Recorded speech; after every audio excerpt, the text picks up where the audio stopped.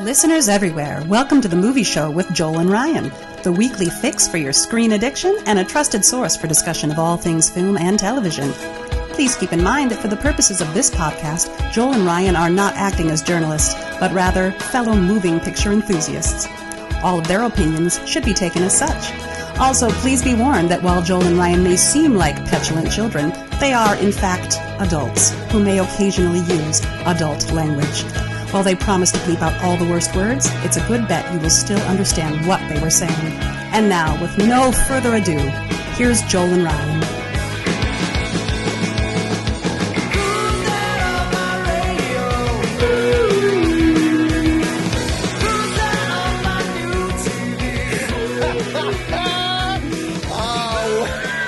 What's up, everybody?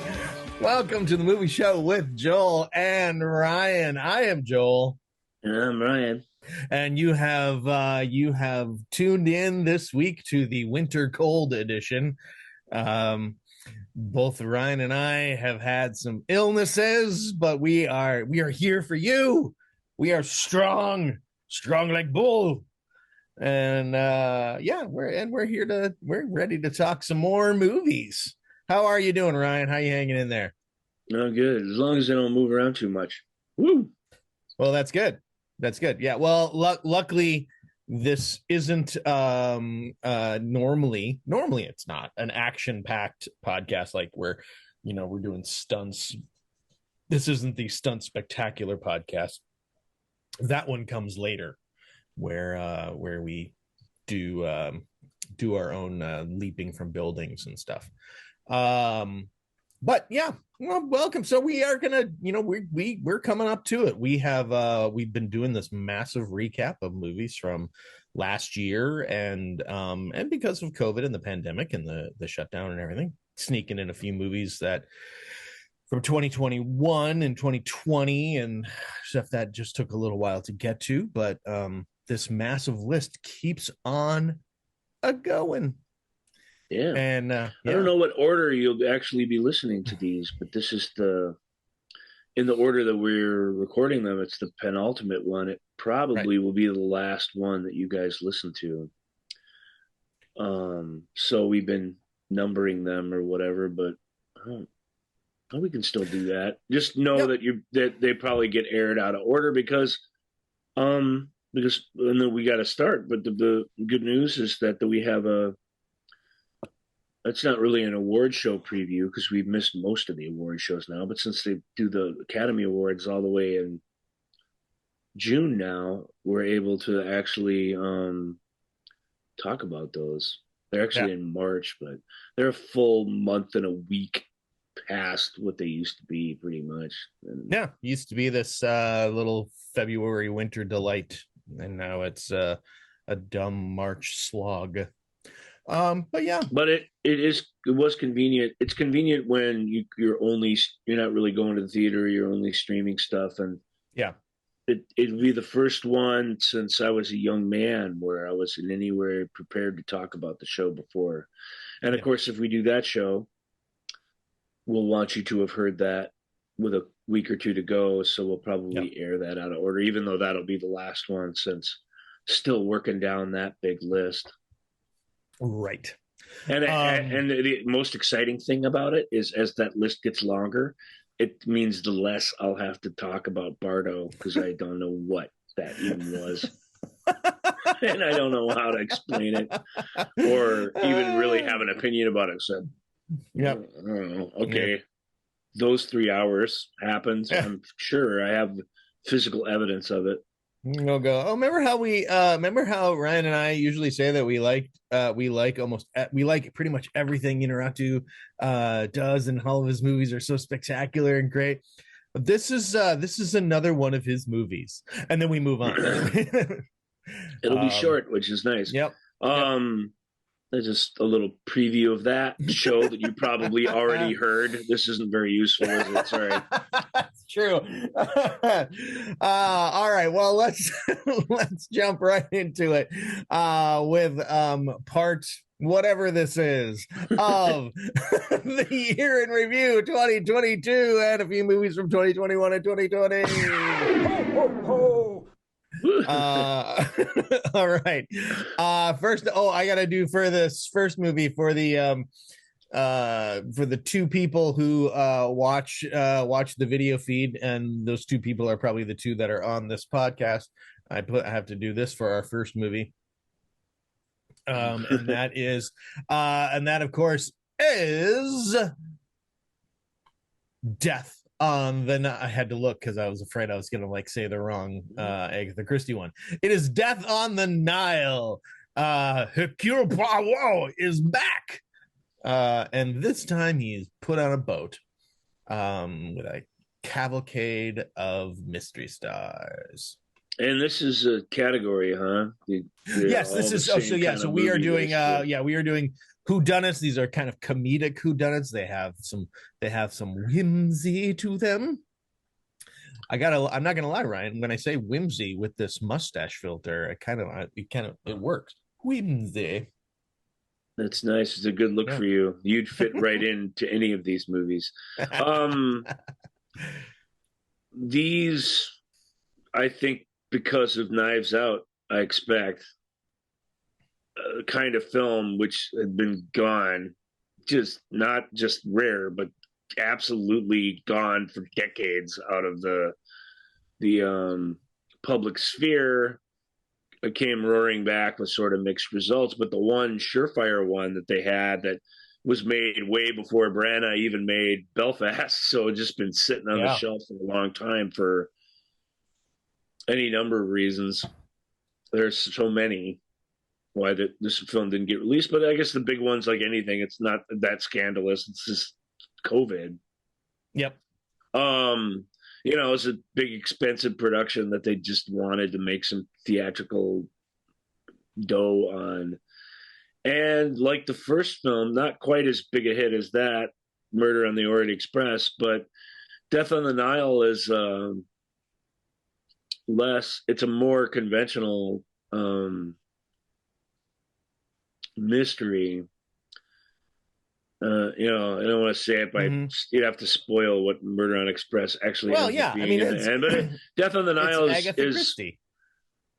Yeah, but it's Agatha Christie. If it was just that, I wouldn't have shown up for it because I think Agatha Christie's a racist old bag, and I don't like her at all, and don't even want to support her. But what she was really, really clever at with that year's, Kenneth Branagh's remake of Murder and especially that live action version of Crooked House. Crooked House's ending's a humdinger. She really was the first mystery writer to do some of this stuff, and you can only do it first.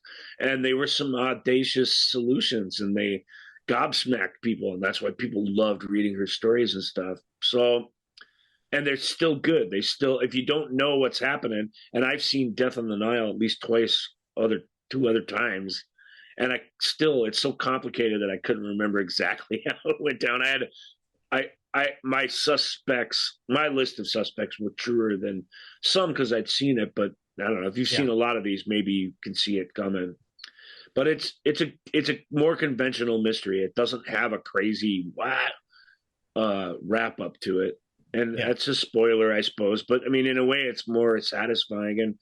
And just like Orient Express, the use of the exotic locales and on the Egyptian Nile, on this boat trip that they're all kind of sequestered on.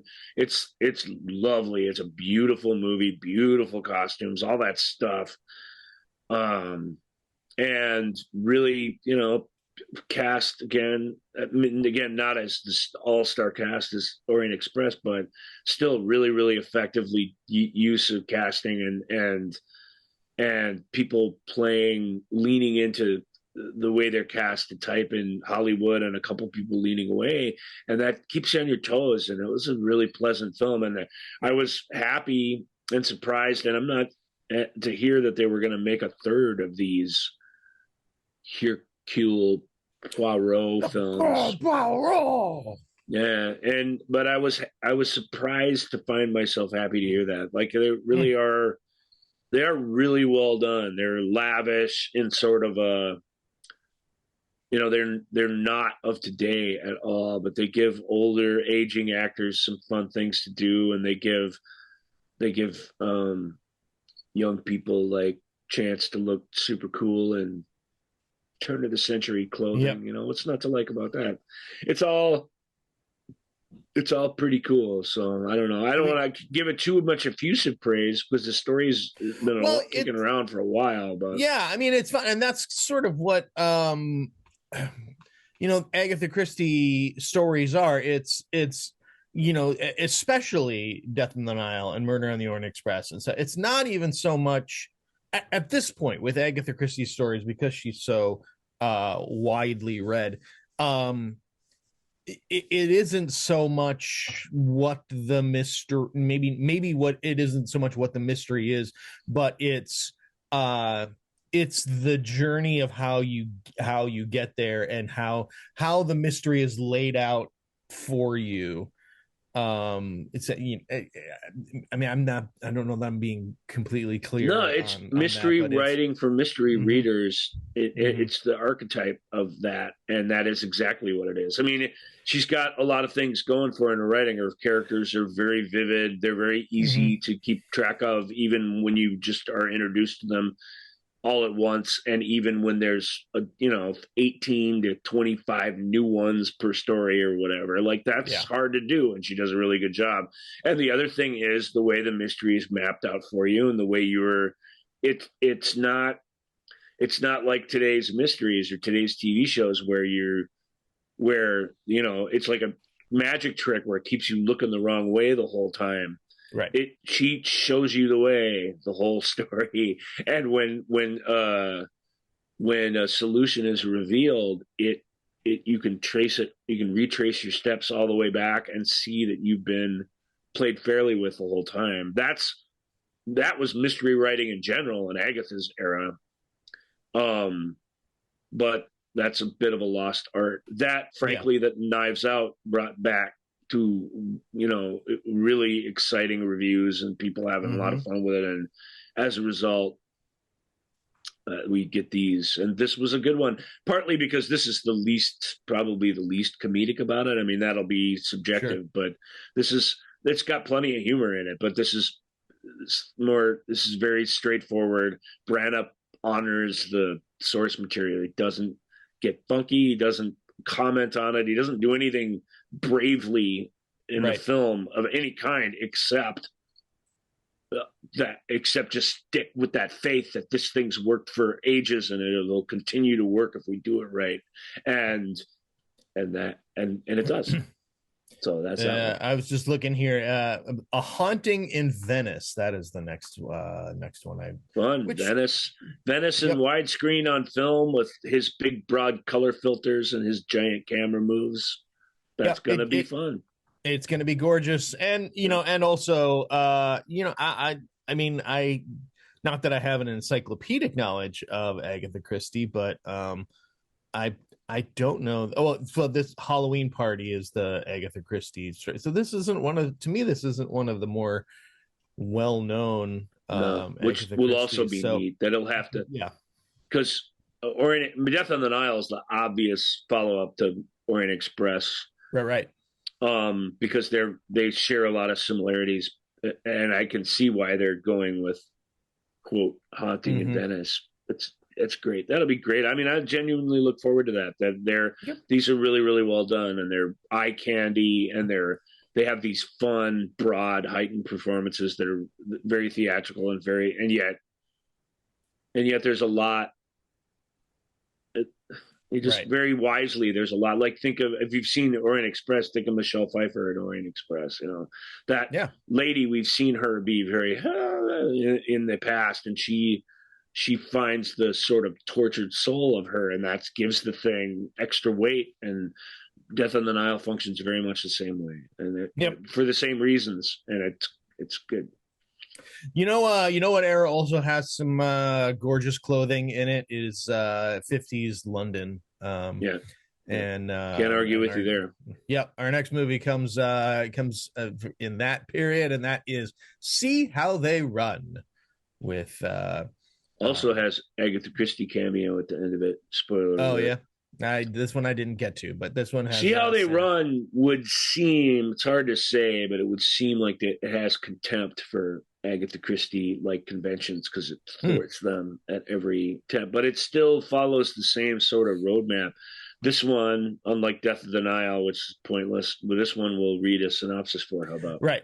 In the West End of 1950s London, plans for a movie version of a smash hit play come to an abrupt halt after a pivotal member of the crew is murdered.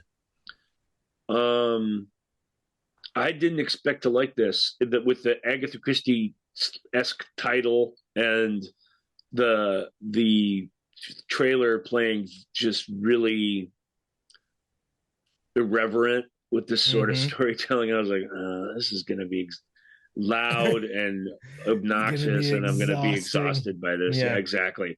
So I was surprised. I mean, it is kind of loud and noisy and kind of spazzy and exhausting, but I think in a good way. It's got a lot of surprises in it. Our hero, I can't remember his name, but he's a really excellent actor, and he's he's in a tight spot, and he's got it's almost Hitchcockian in that, although it's way goofier than anything I've seen Hitchcock do. It's almost Hitchcockian in that the innocent guy is about to get caught for something he didn't do over and over and over again, and he's got to think his way out of it. Or there's tons of suspense in that. That's a really fun engine to drive a film with. Sure. And then the other person worth mentioning that really shines in it is Saoirse Ronan, plays this like apprentice police officer. Yeah. I love her name, Constable Stalker. Yeah, she's fun in this kind of thing. If you've seen like Grand Budapest Hotel or whatever, like she really gets it. And this character, I don't know, this character is like you'd expect. It's like she's brilliant, and yet the film makes sure that she's really, really stupid in a bunch of key ways. You know what I mean? Mm-hmm. And Saoirse is so good at pretty much everything that she just figures that out and makes that come to life on screen in a great way. Yeah. So I See How They Run. I can actually, I mean, there weren't many of these that I hated. They're one of the most hated movies of the year on this list, and I thought it was pretty good too. So I'm not really going to be bashing many of these. It's more like, can we separate them and let you know which ones are good to watch? And it's right. Hard because they all have quite a bit of period production value, star power, depending on who your favorite performances are. They all look fantastic. So it's really, does the mystery satisfy? This one less so than most, but this one's not so much about that. It's about it's the wrongfully accused, or are they? Yeah, but really, it's that wrongfully accused tension that we talked about in our old Hitchcock episode with Rob. It's if he hasn't seen this, he would love it, because that's just fun, old fashioned way of. And fun little teaser. We have more Hitchcock coming up down the pike. Yeah. But anyway, no. So yeah, I mean, you bring up a good point. You look at this list of the movies that we're going to be talking about in this category, and we'll get to the others. I'm not spoiling anything by just saying their titles: Amsterdam, Confess, Fletch, and Glass Onion. It really is like Death on the Nile is gorgeous people in gorgeous costumes doing gorgeous things. See How They Run is like the quirky. It's like, I kind of want to make a Wes Anderson version of an Agatha Christie story. Yeah, very much. It's not anywhere near genius as Wes Anderson, but it might appeal to some of the same folks. Yeah, it's quirky, and then Amsterdam. I missed this one, but it feels a little bit more like period grit, a little grittier, maybe. Okay, well, but then we get into like some modern takes on the mystery with Fletch and Glass Onion. But let's go ahead and talk about Amsterdam. Yeah, 1930s, three friends witness a murder, are framed for it, and uncover one of the most outrageous plots in American history. And this is Three David friends are O. Russell. David O. yeah, Russell. David O. Russell. Three friends are John David Robinson, Christian Bale, and Mark Washington, of course, and Margot Robbie. So big, and more than that, what's his face is in this. Yeah, we have Chris Rock, Anya Taylor-Joy, Michael Shannon, Timothy Olyphant, Taylor Swift, Zoe Saldana, Rami Malek, De Niro. I mean, yeah, literally. Rami Malek's really funny in this movie. Yeah, Mike Myers is even in it. Yeah, Mike Myers is really funny. About time Mike Myers showed up and acted in something. It's good for you, dude. Yep, it's about time. I mean, how long's it been? Just 80s? Well, he did have a Netflix series called The Pentaverate, where he plays a few roles, but like a Canadian old time, like a Canadian newscaster who uncovers a Illuminati like conspiracy. That sounds fun, actually. I mean, I'm not ripping on Mike Myers. I'm just saying it between the first Wayne's World movie and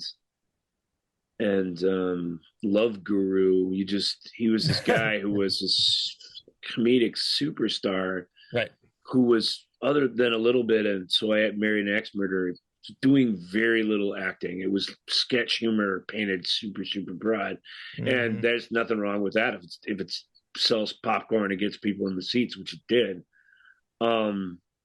It's fun to see him. He's part of a comedic team in this movie. I can't remember who he's paired up with, the other cop, but they're very funny. But it's subtle. The problem with Amsterdam. Yeah, wow. Huh? I'm just looking at. I mean, he has a little part in Bohemian Rhapsody. Yeah. And he's in has a little part in Terminal. But then it's weird. It's just like Shrek. Keep that Shrek Glorious money coming in, baby. And then Love Guru, and then we start to see Love Guru is where his vanity projects ended, and Love Guru is not even all that bad. It's got some heart, but it's funny when you can pinpoint somebody's fall from fandom quite that way. But anyway, this movie really has very little to do with Mike Myers, so I shouldn't really talk like it does. Anyway, yeah, it's a totally loaded card trick of a film that's hard to discuss in general. So Joel just read the synopsis, which is very vague, which is probably appropriate. The funny thing about Amsterdam is that it truly is based on a true story. Oh, okay. And the true story, when you learn about it, the movie doesn't follow it exactly, but it follows all the craziest parts of it, and all the craziest parts of Amsterdam did happen. And I found that really enjoyable. But like I said, David O. Russell, what were all the headlines that said when this came out? Why do people keep working with David O. Russell? David O. Russell hasn't been like an evil tyrant for a decade and change. Like since he screamed at Lily Tomlin or whatever, the worst thing you could get anyone to say about him was that Amy Adams had to be given like a little safe room while they were making American Hustle so she could like listen to show tunes and calm down. That's has a sadness to it, I have to say, but that's not evil or anything. We don't cancel people over stuff like that. Amy Adams got a Oscar nomination working with him, and so she worked with him again. And by the time she worked with him again, Cooper and Jennifer Lawrence basically had this crazy, insane shorthand with Russell. And so being around the three of them apparently is like, it can be crazy for an outsider. And I think that some of that's what was going on. But I liked American Hustle a lot. I really liked The Fighter. Silver Linings Playbook's probably my favorite romantic comedy of all time, I would say. So I've loved the sort of movies he's been making because they've been grounded in, unlike something like I Heart Huckabees, which is obnoxious, or Three Kings, which everybody adores but is you can feel the dark evil in that film when you watch it. And you can feel it, like the whole thing going off the rails at any second. That's the film where at the end of making it, George Clooney, of all people, had to punch O. Russell out over berating an extra. And so, I mean, you know, he's a huge, high-wired alpha, but more than that, troubled sort of personality that is nevertheless has a really creative and kind of amazing dude. And that energy and that insanity, to, you know, not to diagnose him on the show, but that shows up in the films in a great way. Yeah. Joy, too. I really, really like Joy. Joy's my favorite non-true true story ever, I think. I love it. So I want him to succeed. So when I was watching Amsterdam, I was like, geez, what's the big deal? It's the only thing about it that's bad is that it's just not as good as that stuff. Yeah. It's not compelling as that. It's silly. It's like super silly. And that sort of zany, wacky thing, which they thought they kind of had permission to you know, that Blake Edwards kind of movie making style. Oh, wow. Okay. They thought they kind of had permission to bring back into the world, and it just people didn't want it, you know, which is weird because See How They Run was a minor little hit, and it's not that different, more modest perhaps. Sure. Amsterdam's True Story is amazing. Its period details are amazing. Its humor is not farcically laugh out loud humor. It's subtle. It's like all the best jokes in American Hustle, where they're really funny, but they're moving past you. They're too clever and they're moving past you too quick, or they're too grounded in sort of sad humanity that you kind of feel like you can't guffaw at them. But I still thought it was really good. Like I said, Rami Malek is delightful in it. I mean, just him and Anya Taylor-Joy as these upper crust, you know, industrialists, you know, bringing the dark industrialists of the past bravely into the future. You know, they're hilarious. They're hilarious. I mean, to me, I thought it was really funny, and I thought that the friendship between the three mains, who are all played by the best actors in the world, basically, won the day in the end. Now, maybe not in some completely believable way, but like that part of the story sneaks up on you. And I thought De Niro's character and the way they all talk about him, and when he shows up, De Niro's been in all of these movies I just named, basically. When he shows up, it has to be him, because it has to be somebody with that sort of presence to make the thing fly. And that movie promises you something and then it delivers on it sort of repeatedly. And I thought that was very, very fun. The explanation for what is happening at the end is deliberately absurd. It goes on way too long, and it's way too much to explain because what's happening is effing crazy. But I got a kick out of that. So I thought Amsterdam was harmless. If you've been avoiding it because you think it's some sort of incompetent train wreck of a film, you shouldn't. It is anything but that. It is, though, big, expensive, sort of bloated, super old-fashioned comedy that, you know, that has none of the button-pushing fun of something like Knives Out or any of the sort of subtle shadiness of like Death on the Nile. It's farcical without the Three's Company style gut laughs, and that's a tough sell. But I still thought for what it was, it was really, really well made, and I'm surprised. I mean, I'm surprised people are still, after all the decent storytelling and all the basically really going to the therapy and trying to get along with people, that people would still be coming at him for stuff he did back during the movies that they actually liked of his. I find that whole things to be sort of, we may hear of him, you know, screaming at some old person or something in a movie. I mean, anything is possible. You know, demons are hard to put away for good. They really are. And Hollywood is not, especially when you're in the head seat, it's not a place to work that stuff out. And today's times are not times to be behaving badly when you have a history of behaving badly. So don't get me wrong, but I mean, I really do want to believe that, like, I don't believe it, but I want to believe that someday, you know, Leah Michelle's going to talk to all those people that are pissed at her, and there'll be some healing there, that we won't still be talking about this crap in 30 years.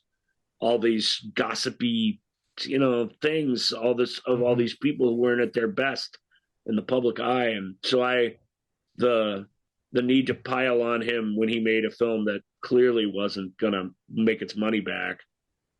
But that's the weird thing. I mean, wow, you know, he made the wrong film. He's not the only one, man. There are better filmmakers that made worse, bigger films this year than that one. And that one, I just thought, because it's fun and because there's a nice little kernel of a hopeful thing in it, I just thought it was a bit mean what happened to it. So.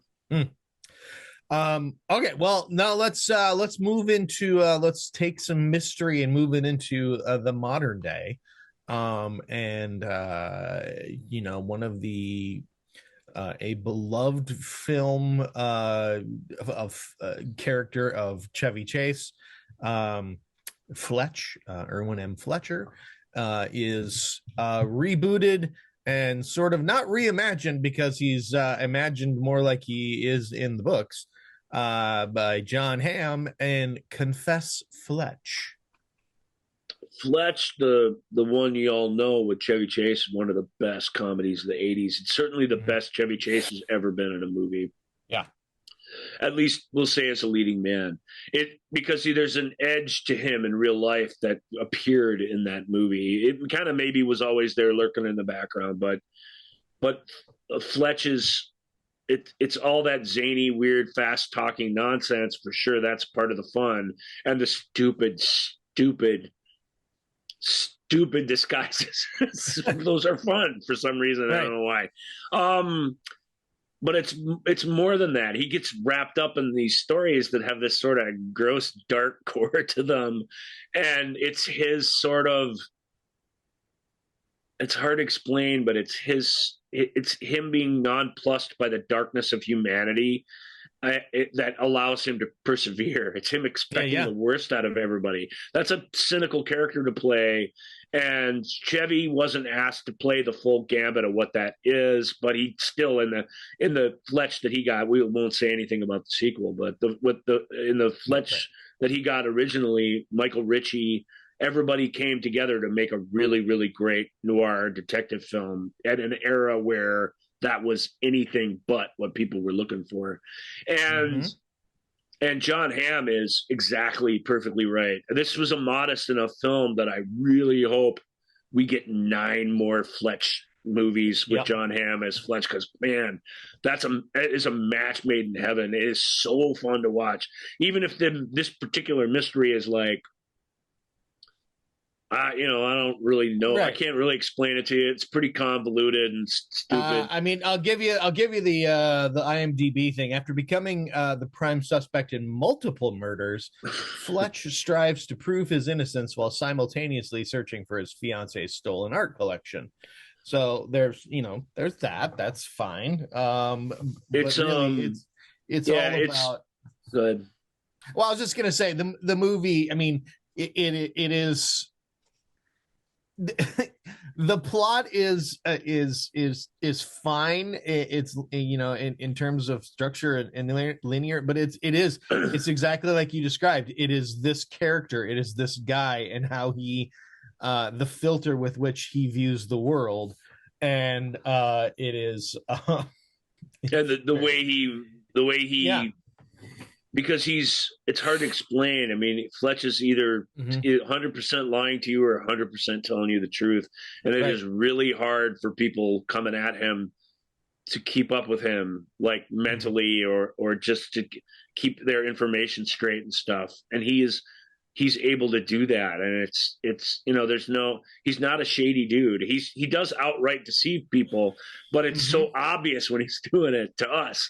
And most of the time he sits there and frustrates people by telling them the truth in a very witty and smarter way than they're able to articulate. Right. And that gets at everybody. And it's a delight to watch. It really is. It's this film's very, I don't know how super low budget it is, but it really feels like it was made by a TV crew and right, somebody who works on a weekly series. And I mean, I felt like when I watched it, like I wish it was that. I wish we could get another one right away. Like it was better than that, because those novels the mysteries are beefier than like your average episode of Matlock or Monk or something like that. Yeah, but still great. It was great to have Fletch back on screen, and I hope they find at least a trilogy. I would love that. I hope they keep making more of those. Yeah, estimated about 20 million and did not pull back much in gross. But it had a pretty limited theater release too. That was meant to be a streaming hit, and whether it was or not, we'll never really be told the straight story on that. Sure. But I mean, they are, I'm just looking on here. Fletch 2 is in development despite not having a full green light yet. So we'll see. So hopefully, I'm with you. I really dug it. I had a lot of fun. Roy Wood Jr. as the inspector, who's really just super fun. That's a thankless role, because when you're the inspector, you're in a Fletch story, you're a stooge in the butt of about 100 jokes, and the only way really to do that is to stand up straight and take it on the chin the whole film. And typically you get a little dig in if the author likes you. In this case, he pretty much does. Aiden Mayeri, I never know how to pronounce her name, her last name correctly, but Aiden Mayeri, who's the other cop, she's hilarious too. Very straight faced, very dry humor. But I mean, if that's the kind of thing you like, people don't write like that much anymore, and it was really neat to see in this film.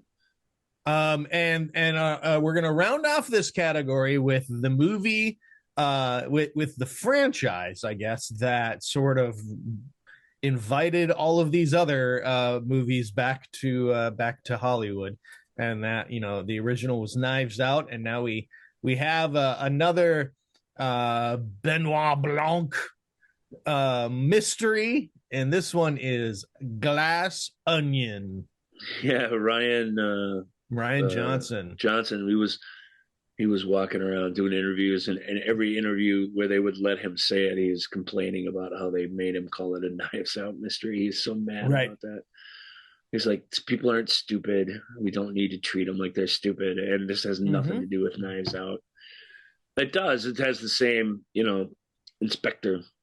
Yep. So it is a recurring story, but it Knives Out specific to that other movie we just saw. Look, Knives Out is a work of genius, and not so much, although it didn't hurt. But I thought not so much because of Daniel Craig and this character. I thought that was fun, but I thought why that movie really worked was the same reason See How They Run works, which is that it was Ana de Armas's character, who was, you just were in love with her from the start, and you wanted to see her succeed, and she just almost gets busted 25 times, and there's real tension in that if you do it right, the person can be guilty as sin, and you still find yourself rooting for them to get away, because there's just tension and almost getting caught. And we've all, hopefully in a more minor situations, we've all sort of felt that in our own lives. Like, am I going to get away with this? Are they going to look away and start talking about something else? Like, blah, blah, blah. And that relief that comes from, yes, this is over, is powerful. And that build up of tension and relief, and build up of tension and relief it's the oldest thing of mystery storytelling that there is. But when it works like a charm. Ryan totally gets that. Yeah, he gets the big familial cast of quirky characters, but and all of that is done really, really well in Knives Out. None of it is done as well here. So I guess if there's a knock on Glass Onion, it's that it's in every way measurable worse than Knives Out was. But it's still, there's the mystery and the solution to it is still as audacious as we would like. not to mention, like, it has a sort of it has a kernel of wisdom from how we look at things in today's society. Like, I like that part of it, but I would have rather it just been about people that I gave a crap about instead of crazy people that I didn't give a crap about, who were nonetheless dazzling in this fun story. Let's not say that I wanted him to be murdered or anything. That's not true, but it didn't feel remotely believable in the way that Knives Out kept one foot in the real world, so that you really did invest an important part of yourself in it. I never did it, so that was disappointing. But it still got lots of laughs, lots of gags that are really, really funny. Craig's performance is welcome. I really do think, audiences didn't seem to care too much about this. I guess some of them hated it, but the fact that it's an allegory for how we treat the sort of rich geniuses in our lives, the trillionaires, and how we assume that everybody who's got $1 trillion must be some amazingly self-made person instead of just extremely lucky on some occasions, that was fun lesson to learn throughout this kind of mystery.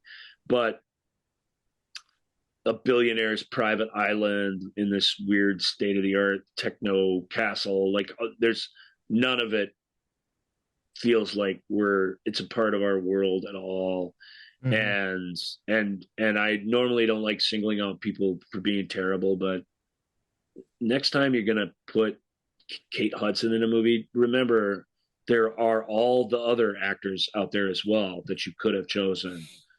Just think about that. To be fair to Kate, this part she has isn't good, but if someone would have tried to do something with it, and she's like one of the few well-paid leading ladies in Hollywood that just wouldn't have tried anything and doesn't, and she's outclassed by every other single person in the film, and that's actually sad to watch rather than some fun thing for me, and I'm not even a fan of her. So I don't want to total sidetrack us out here, but he's nominated. So Rian Johnson's nominated for an Academy Award for this film for writing, but it's in the it's clever. I mean, it's clever to the nines. Yeah, really. But I'm saying it's in adaptive screenplay. Oh, because it's adapting from his previous film. I mean, that's where I'm trying to, like, how is it the only thing it can be? It's certainly not a book or anything. Yeah, it's weird. So it must be all sequels are adapted screenplays. Yeah, I guess maybe. That's weird. Anyway, that's neither here nor there. Yeah, no. Hey, if you love Knives Out, you got to see Glass Onion. I mean, I don't think anything I say is going to make you not see it, and I'm not telling you not to see it. I enjoyed myself. I'm in the boat with a lot of people where I really like the one thing, and this is sort of the Fletch Lives of this particular franchise. At this point, we've only got two movies. Mm-hmm. This one's got laughs and stuff, but it's none of the charm, none of the heart, none of the soul, none of the rest of it of the first one. Mm-hmm. So I don't know how you get back to that without going backwards. Right. You know, what does he do now? Solve the Queen's murder or something? I mean, it takes that huge leap into nonsense. But I didn't like any of that. Like, it's one of those weird ones, but I still wouldn't have given it a negative score. Yeah. Very, very clever, very funny. And I mean, that's not a bad way to spend the night. That's hard to do, to live with those jokes for months and to keep them fresh. And the movie finds a way to do that. And the everybody else, Craig for sure, but Ed Norton in particular, really fun performances by people in it. Right. So that's going to do. Even Kate Hudson in a snow globe is sort of funny. Right. So that does it for our category of whodunits, our comedic whodunits. And that's, those are 5 pretty solid endorsements to see these movies. If you are into, so people doing mysteries are doing them at a very high level right now. So that's good. I don't think any of these made enough money that, although you're going to see another Poirot, you'll certainly get another Benoit or whatever his name is. Benoit Blanc. Yep. You'll definitely get at least one more of those before it's all over. Also, that film, Knives Out came out in the theaters and it had a nice shelf life. Glass Onion had a theater release right after Thanksgiving for a 2 weeks limited, and then it premiered worldwide on Christmas, and then everyone stopped talking about it. It's funny how the streaming movies are just they pop up, they're in your social media for 3 days, and then they are gone. And even the big hits like this. And I just think that also was like a whole different way, this film came to life and lived in the public sphere, and it wasn't as interesting or as cool or as fun. So all right, so to change direction here, we are going to we're going to talk about now, while the other movies may have had to do with murder, these next films are about surviving something else, life. I don't know. It was an attempt at a segue. Yep, that was not good. There was there are movies like Horizon Line and Infinite Storm that came out, but for this category we're gonna Horizon Line's kind of old. It's a J.J. Abrams produced straight to streaming movie with Allison Williams, where two people are basically on a plane in the Caribbean and the pilot dies. It gets as much out of that as you can imagine. Infinite Storm is this: how do you save somebody who went out in the wilderness to kill themselves? No, there you go. That's an exercise in frustration, and then it gets really dark. So I don't know if I can recommend that to anybody, but it does have some pretty cool storm footage, and Naomi Watts, who's always good. Yeah. The first movie we're going to talk about though in this category is Beast with Idris Elba. Yeah, man, you guys really like Idris Elba. No, Idris is great. Yeah, but what's he? I love me. Look, I'm not trying to take down Idris Elba. He is great, but what's he super great in? Really, his TV show he gets a lot of credit for, but that TV show is almost unwatchably overdramatic and over the top and stupid. Luther. What movie was he so awesome in that we have to? I just don't get it. He's like any other actor. And here, because his presence alone and his presence only elevates this stupid When Lions Attack movie into everyone saw it and everyone's watching it. And I like these kinds of movies, so I'm not complaining, but I don't get it. I don't get it. What's so great about him? He was really great in the poker movie. It was really good as the lawyer reading that Sorkin dialogue. Oh yeah, but we all sound great reading Sorkin dialogue. Okay, it almost doesn't count. And was that even him? It was him. Yes. Yeah. But I'm telling you, you could have put Tyler Perry in that same role and he'd been just as good, because that dialogue was the whole show. And Tyler Perry, who's not a very good actor, still could show up, and if he just read what's on the page and read his How to Act by Mamet book, he would have gotten through it with flying colors. So I don't know. I just he did Nelson Mandela. He played Nelson He's pretty good in that, but that movie's impenetrable. You don't learn anything about Nelson Mandela in it ever. He what's the other one that Beasts of No Nation. He's pretty good in that. Yeah. I mean, Idris is a great actor. I'm not saying he's not. I'm saying y'all just worship the guy. Like y'all worshipped Betty White for a while there, and nothing she did was wrong. And I'm kind of like, he's only as good as the material. And here he's in a. Go ahead.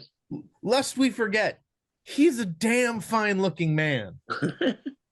No arguments there.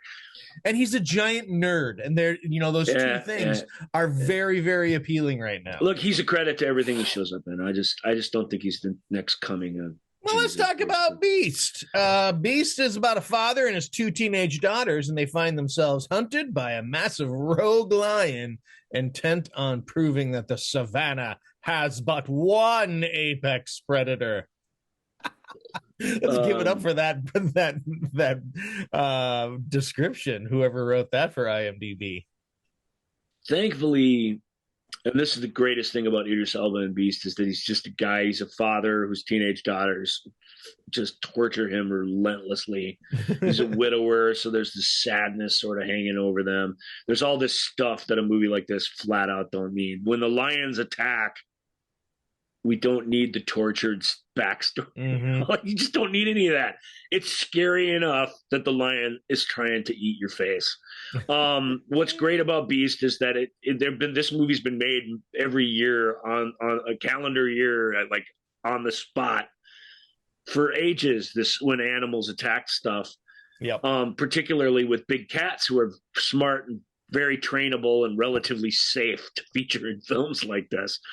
I don't want to say they're completely safe, but they're, if the people know what they're doing.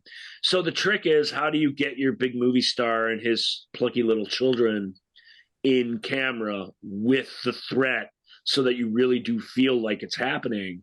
And you got to think of ways to do that. And it's a claustrophobic thing. They're mostly locked in a car the whole time. That's not very interesting. So how do you keep it interesting? One of the ways is you put Charlton Copley in it. Right. You never know what that guy's going to do.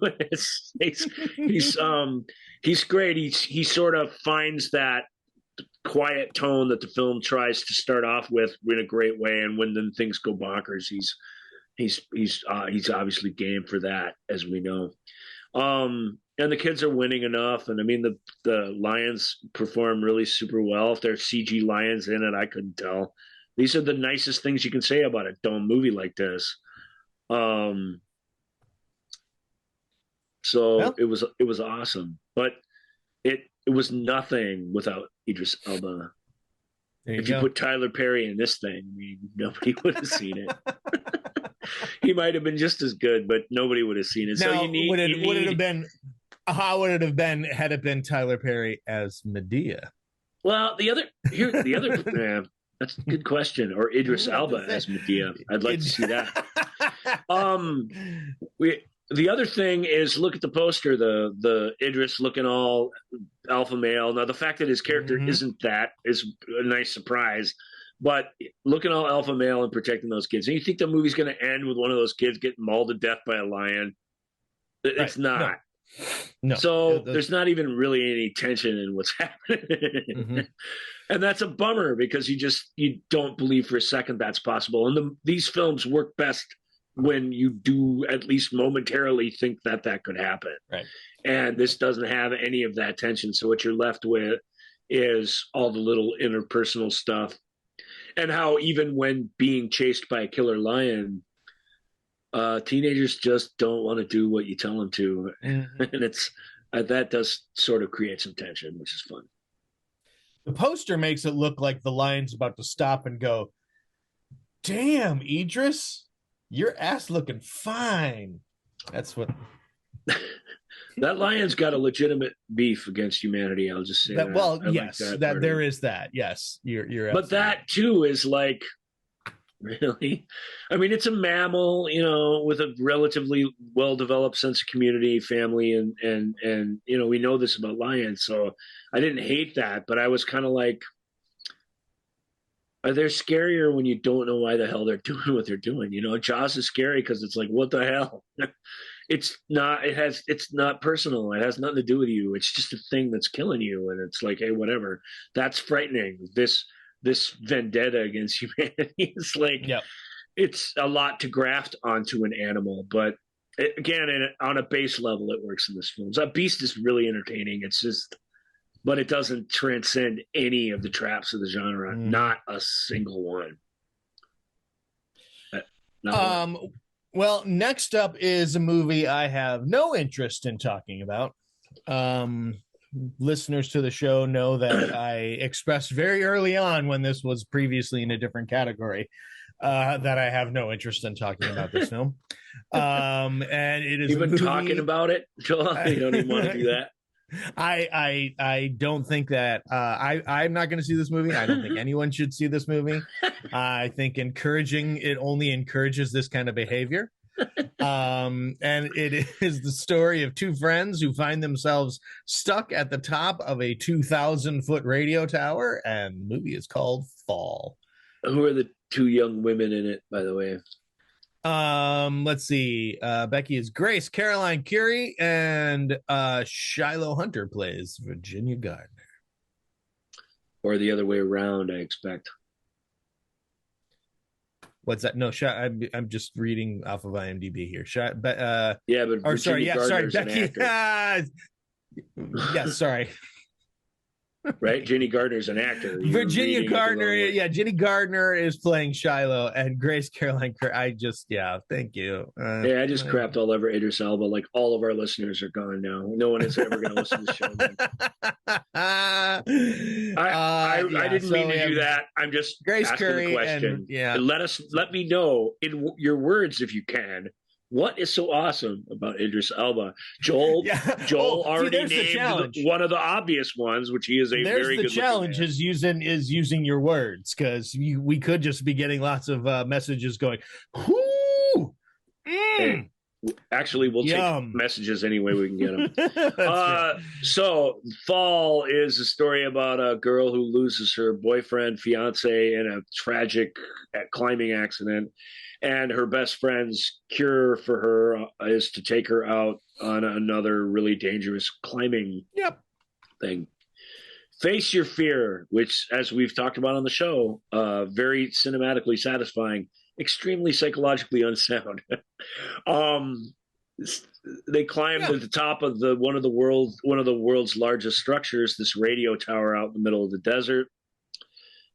And through a convoluted set of events, get trapped there. And if you are scared of heights, it is a terrifying movie. It is terrifying. It is, however they made it, they put you right up there. And I mean, it is just super scary. I'll give you this. Go ahead. I mean, no, because we talk about how, making that tension seem real, especially in a movie like this. The filmmakers, I'm just reading this from IMDb, they considered a green screen or digital sets, but ultimately opted for the real thing. They decided to build the upper portion of the tower on top of a mountain so that the actors would really appear to be thousands of feet in the air, even though they were really only about 100 feet. Still though, 100 feet. If I'm trying to quote unquote act at 100 feet above the ground, that's going to be some. There's going to be lots of bathroom breaks for Joel in that situation. It's it gets the most out of this sort of high concept trapped on a little 4x4 platform idea that you could possibly get out of it, but it gets a little too much out of it. It's a short film, but it just gets away from them. Oof. But again, it with a survival movie like this, a horror type survival movie where the fear really is the primal thing that it's showing you. Not many of us are really frightened of lions. We don't get to get eaten by one, but this just gets right at it's visually everything about the making of it. It gets right at what's scary about what they're doing, and so in that way, it's a smashing success. But as a film, it's got a way too much sort of storytelling minutia and sophistication that it gets away with, or that it sort of loses track of. I think a smarter movie would have taken those scary moments and maybe told us the backstory in flashbacks or something, bounced around a little bit through time. That's how similarly Heights movie, The Aeronauts, did it, and it was smart because that little adventure, if you just followed that in a linear way, you get sick of each sort of bit of rising action. So it breaks it up by you learn how we all got here slowly throughout the movie. Parallel stories works geniusly. This gets all that out of the way at first, and then it gets up on the tower, and then with about 25 minutes left to go, it can only get more crazy and convoluted because that's the only place it has left. and that's a bummer. But I mean, early, not first time filmmakers, but young filmmakers making an ambitious film. The poster art, which you go on streaming and all it is it just crops the heights out so you just see the actors. Good job, streaming. That's smart. That's really, really, really smart way to sell this film that has little to do with them as it does with where they are. You just cut the where they are part out. Just so stupid. Because that poster is genius, man. It made Joel freak out, and he didn't even see the movie. Correct. So it's everything, and in that way, the movie puts you on the tower. You couldn't ask for more. Right. So. All right. So Survive. Go see if you feel the need to I need to feel like I might. What would I do in a situation where I'm most likely going to die? I need to see how someone would escape. Go see one of these survival films. All right, next. Probably not Infinite Storm unless you just want to slit your wrists at the end of the movie. There you go. Okay, here we go. So, something that is as inevitable as death and taxes. It is sequels, prequels, and reboots. Sequels, prequels, remakes, and reboots. All four kinds of movies, Joel. We cover them all on the movie show. Joel and Ryan. We do not discriminate. No. We watch them, so in many cases you don't have to. And by we, I mean Ryan. We're going to start out with a movie that, a story that people have just been clamoring to continue the adventures of and find out more. And that is, of course, the Tales of Raccoon City. We're going to go back to Welcome to Raccoon City in Resident Evil. Welcome to Raccoon City. Set in 1998. It's an origin story, people. Have you, all the time that you have been like, gosh, this world of zombies and things like that, how did it start? It's going to explore the secrets of the mysterious Spencer Mansion and the ill-fated Raccoon City. They must be really, really good video games because it is now 7 really, really terrible movies, and I don't understand how that can happen. Resident Evil movies are terrible, and Resident Evil movie fans are also terrible. Like this movie, I was like, okay, at least I like a good origin story. Yeah, explain it to me. It can't though, because it can only explain things to you in video game logic, and that almost never translates very well to film unless you really alter it. And if you alter anything even a little bit, all the stupid video game fans rail against you for endless hours and hours and hours. They stay up all night, and when they're not playing their game, they're just attacking you relentlessly without fail. And this film, film does both.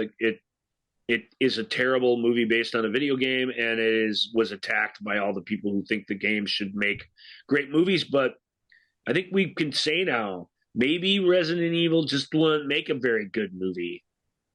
Not if you're trying to make a big old action-y flick, or something. But even as a horror movie or a monster movie, they're not effective. They're not scary. They're gross sometimes, but is that enough for all this? Right. And that's what, and I say this every time a Resident Evil movie comes up. Here's part of also the problem. 1998, when I moved to New York City, and we had no money, but I had my old PlayStation 2 and a copy of Resident Evil and Resident Evil 2. I spent all my time just playing the video games because it was just something I could do to keep, and Jennifer would sit and watch me play because the game was that engrossing. She wasn't she was almost like playing along with me, and the sun oh, go look over there in that shadow, or and it was so much fun. So I get the idea of, okay, here's a franchise that we, storyline that we can that we can mine for film. But and it makes me wonder if if filmmakers or somebody had approached the Resident Evil material the way HBO and them have approached The Last of Us, would we be talking about, oh yeah, no, this is great, this is super good? Because Last of Us is a video game, but it's all about the slow burn suspense. When is something gonna? Last of Us puts all of its effort into making it feel real and believable, and the Resident Evil films resist that at every turn. Every choice that can be made, every casting decision, every characterization is superficial, fake, and video gamey, and right. And it I don't know what to do with that. I get the appeal of the game, right? It's not, because it's not just a fighting monsters game. It's you're following these clues and solving these little mysteries, and that's really satisfying. But shockingly, cinematically, that's not terribly satisfying in any of these either. The only one of those films that I've seen, I would say this is my second favorite one, though, which out of this whole giant list of Resident Evil films, which I've seen them all, for some reason, it's my second favorite. My favorite was Resident Evil 3, the one that took place in the desert in Vegas and sort of felt like a Mad Max movie. And Russell Mulcahy directed that too, guy who made Highlander and some other things. And I don't know that it's Russell's genius direction that makes it awesome. I just thought being out in the desert with the different animals and stuff, like something about that was like, you're not in a dungeon. It's not the same old crap anymore. You know what I mean? It's the CG feels more real because it's out in these sort of real environments. Like that film just worked better. And it had that side character who's actually like a person. It wasn't just a Jovich vehicle. Right. Because she's a terrible actor and she's terrible in those movies, even though it's hard to argue she's not perfectly cast as that blank face, nothing cipher of a leading person in them. She's kind of, and she's physically, like, she can kick ass like in real life, so that's fun to watch. But there's no depth or nothing of interest there, and she does nothing interesting with the material ever. So that's not all on her. That's the kind of movies that these are. But I'm sick of them. And this had a chance to really reboot things, and it does go back and start at the beginning. But other than that, the tonally, the way the monsters are presented, the way it's all these mano-a-mano fights that are dull, it all the same. It has all the same pitfalls as the other films, and that's a shame, because the setting, the fact that it's our world supposedly that this stuff is happening in, like, all that could lead to something good, and it doesn't. It leads to something that's only slightly less crappy than what's gone before. And yet, because the people who like these judged it for leaving out this or that thing that they got all hung up on, it wasn't even a hit with those people. So who are you trying to please at this point? Let that thing die. It died a couple of years ago. Let it die again. It's okay. And it died again with a very bad Netflix series that tried to. That was. I didn't see that, but exactly. I mean, I think it was.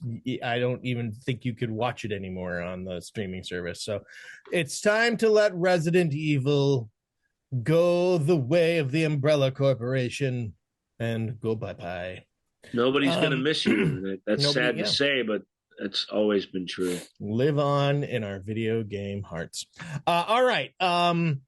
The sequel to Enchanted, which was a delightful Disney romp, it came out, and it's called Disenchanted. See what they did there? Things maybe didn't go happy ever after. 15 years after her 15 years. Oh my gosh, I didn't even realize it's been that long for that movie. Yeah. 15 years after her happily ever after, Giselle questions her happiness, inadvertently turning the lives of those in the real world and Andalasia upside down in the process. Okay, so yeah. This was supposed to be a theatrical released film. When I watched it, I kind of couldn't believe that, because Enchanted is everything you want out of a theatrical send up of a Disney movie, you know, and one of the better like portal into the real world films maybe ever made.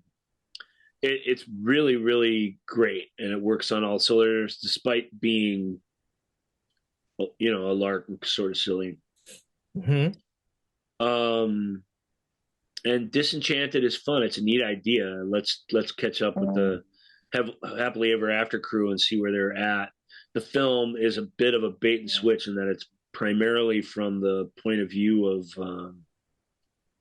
their daughter, who's now a 17-year-old junior in high school, who's having to move to a small town and change schools and make friends. And that character is really betrayed by the writing in a major way. It's written for her to be maximum cool to people that are her age now, and I see a lot of that in entertainment, and it's too bad. Try and write her as a person. You need all the fantasy that's going on, and there's a ton of it you need to have. Right. Some reality. That's the point of the thing. It's just opposing those two things.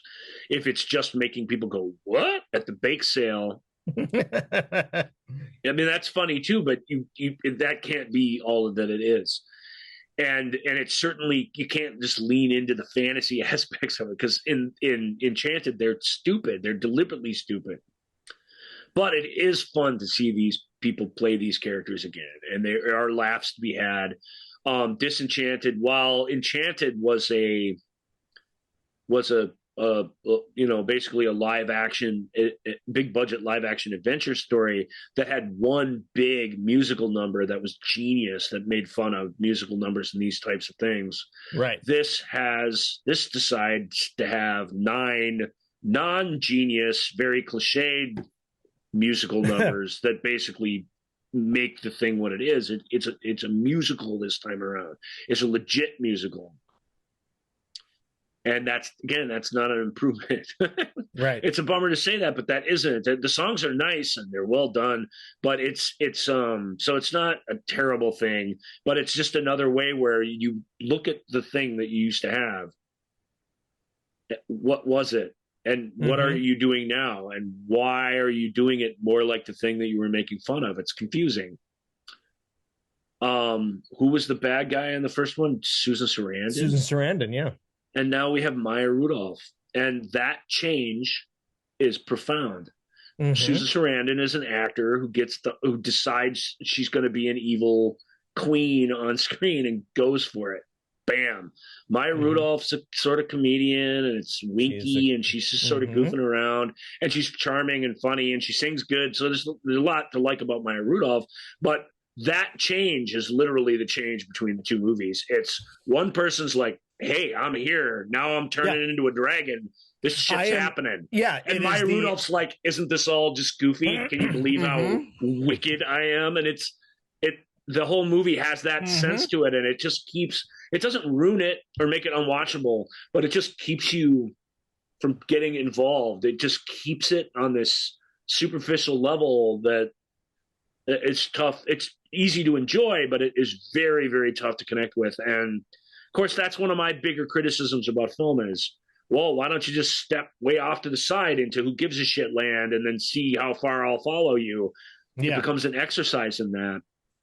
But I didn't hate it or anything. I thought Disenchanted was kind of fun, but I think everybody had that same reaction, even if it was for reasons different than mine. It was kind of like, okay. I mean, I don't want to be all mad at the Enchanted gang, but this isn't what I wanted, and I'd be stunned if someone who really liked that first film had a different reaction to it. Well, here's the deal. I mean, I did really enjoy, as someone who made most of his career doing musicals and stuff. I really did enjoy the first movie, and I haven't even watched this yet because I'm just like, you know, because it just doesn't seem as much, you know. The first one was a great. That's a really good review. Turn it on its ear. Disenchanted. It doesn't seem as much. ... Yeah. It isn't. That is the right. It isn't as much. All right, let's move on. It just diminishes its previous. It doesn't diminish the previous film, but it diminishes the idea too much, way too much. Waters it down. Next up is another origin story. This one for the Kingsman franchise. And this one is maybe appropriately, I don't know. Just called The King's Man. With Ray Fiennes. Again, people hated this because there's not as many like butt sex jokes and all the stuff that make the Kingsman movie such a great time. This are all softened here. What you basically have is a cartoon World War I thriller about spies, and you know, like a super formula. There's some super stuff in it, but I liked it. It's the first Kingsman movie I enjoyed myself and didn't feel disgusted by, because it was basically just old people trying to save the world again. And I'm kind of like, hey, that's nice. Even I can get behind that. And I was surprised because I didn't expect to. I only was watching this because I watched those other two crappy movies. I guess I'll watch this stupid movie too. And I was delighted by that. It passed the time fun. It's stupid. It's cartoony. It's very much a comic. It's not a comic book, but it's a comic book, or maybe it is. It is a comic book. It's all based on a comic book. The Kingsman's based on a comic book. Yep. So this has a comic book feel to it, but it just doesn't have any of those. It just doesn't have any of those multitude of. There's no funny mass slaughter scene where a bunch of unarmed people get killed just because they're annoying, for example. I find that distasteful. I mean, I don't think that's funny. We don't get a great slow-mo round robin of everyone's heads exploding graphically. I'm telling you, all of that is gone, and what's left in its place is a silly, because it is comic booky, spy plot to save the world during World War I, and that really helps. And they got the right cast of people to pull that off, and it all works like a charm. But it has nothing that made you want. It has no Elton John cameo. It has none of that dumb, stupid crap that you all thought was so funny that made those other ones work. It has none of it, and as a result, I don't think people found it very fun. I think they found themselves like, what are these guys getting so serious about punching each other out at the top of a cliff? Right. Shouldn't they be flying like some giant pelican mechanical thing and like eating like the townspeople by accident? And wouldn't we all giggle at that? And it's like, it just doesn't have anything those other movies have, and it's all the better for that. It's still, I can hardly call it good, but good. I can call it good. I can't call it great, but good. We'll call it good. It's pretty good.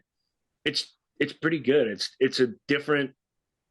If you watch a lot of superhero movies and you wish somehow there were more because you don't want to watch them 3, 4, 5, 6, 7, 8, 9 times in a row, here you go. You got one. They made one, and it kind of came out without a lot of hoopla and disappeared. And this is there's no superheroes in it, but it's very comic book adventure, and that alone, if you do it within certain parameters, isn't such a bad thing. All right, next up, and you do not need to see the other Kingsman movies to see it, so you can skip right to it. It's technically an origin story that doesn't even really very much connect to the other ones, which that's the other thing modern audiences don't like. They want to see the connections. Right. I want you to refer to the previous movie at least a dozen times before the first half of the movie is over.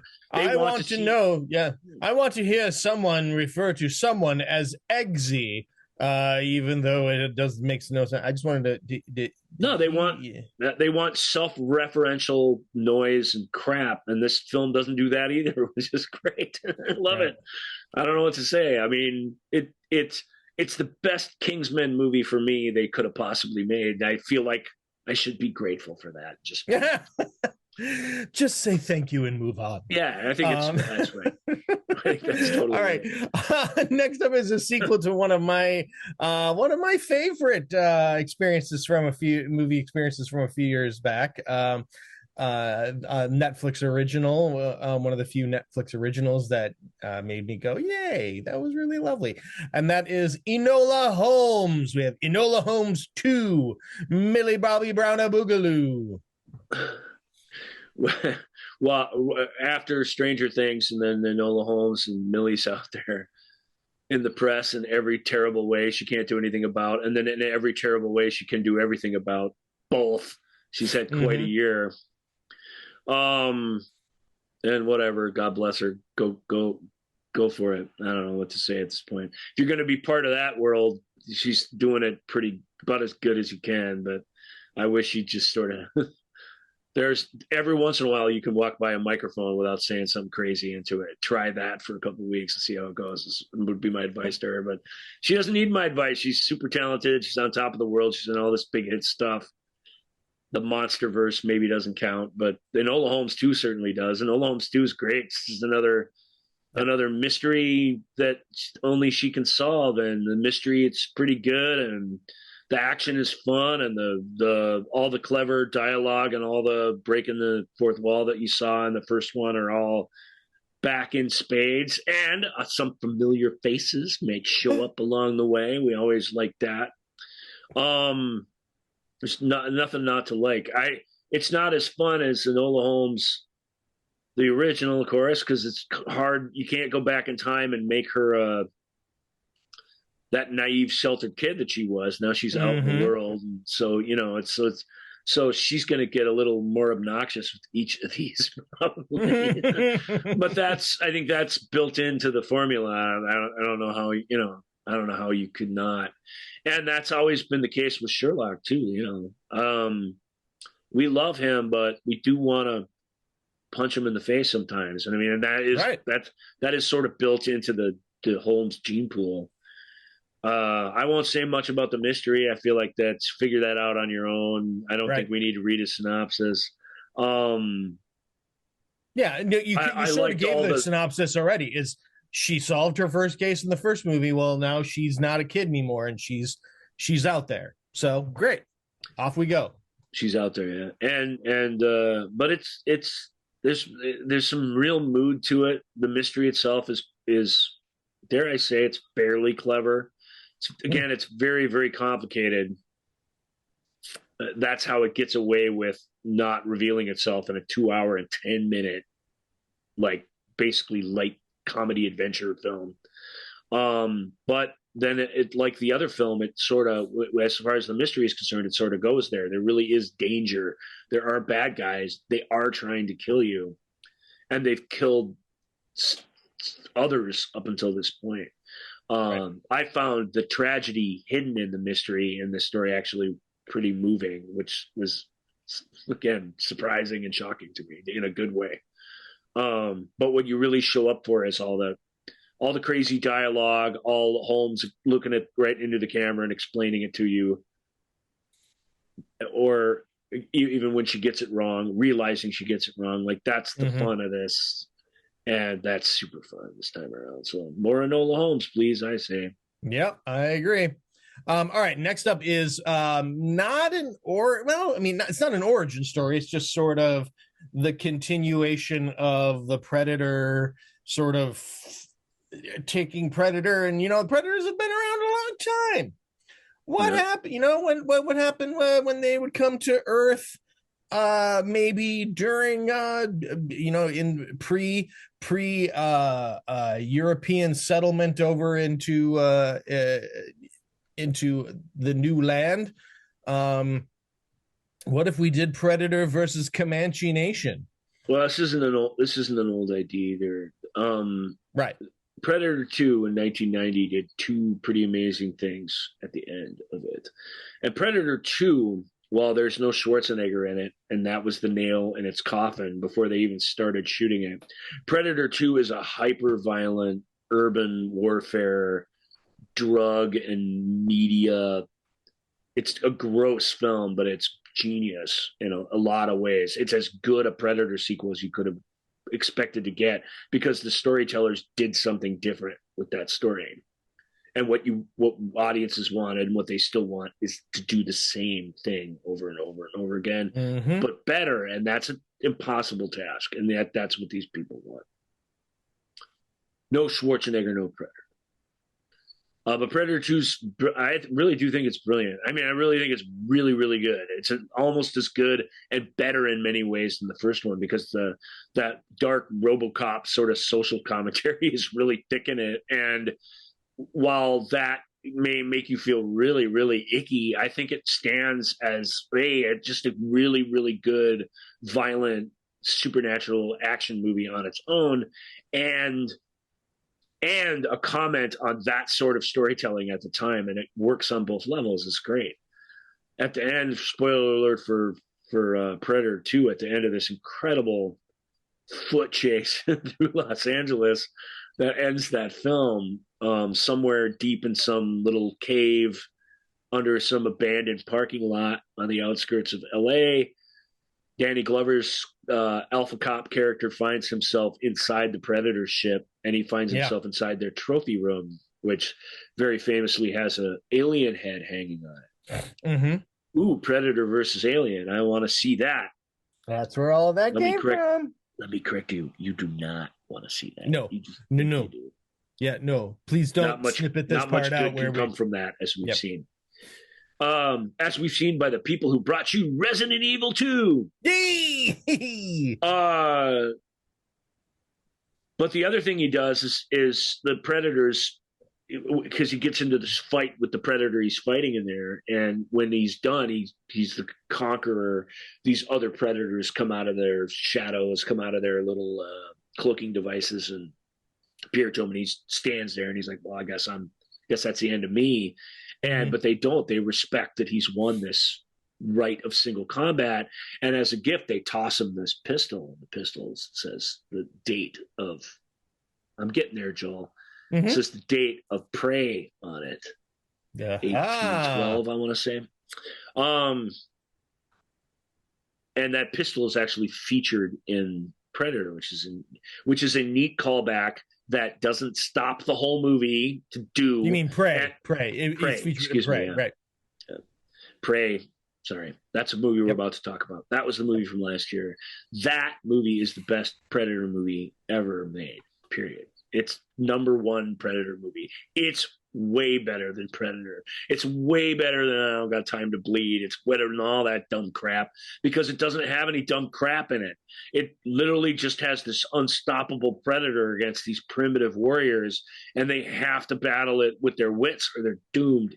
And it pays off in every scene. It's violent and awful like a Predator movie.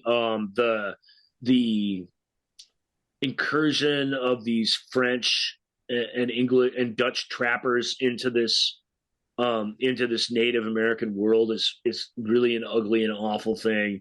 So there's a lot of cool things going on, but basically you're out in nature. It's a nature survival movie where the thing that's hunting you is science fictionally unstoppable, and all you have is like a bow and arrow and a knife and your brain.